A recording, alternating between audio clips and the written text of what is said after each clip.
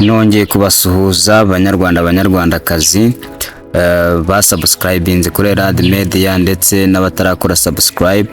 Uyu munsi rero nkaba mbazaniye ifoto ya trendinze cyangwa se ifoto iri kubica bigacika, kandi ikaba ari n'ifoto nziza y'umusirikare w'u Rwanda ari gukina umupira n'abana bato bo ku ishuri ribanza rya Kampuri, yubatswe n'ubundi nyine n'ingabo z'u Rwanda ziri mu butumwa bw'amahoro bwa ONU muri Sudani y'Epfo.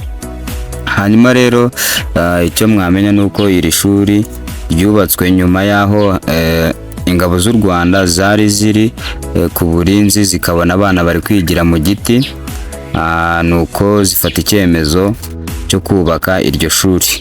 Rikaba rero ryaruzuye ritwaye amadolari y'amanyamerika ashika kuri ibihumbi 79.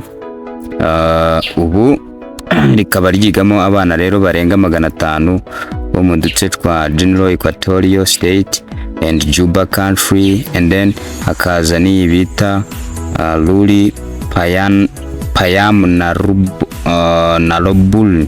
Sinzi niba ndi kubisoma neza ariko nuko bimeze.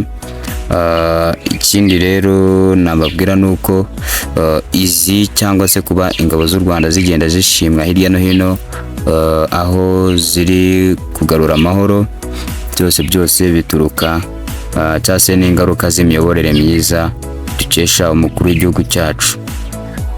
Hanyuma rero iyi akaba ari inkuru nkesha igihe, nawe ushaka kuyisoma birambuye wajya ku Gihe wayisangaho.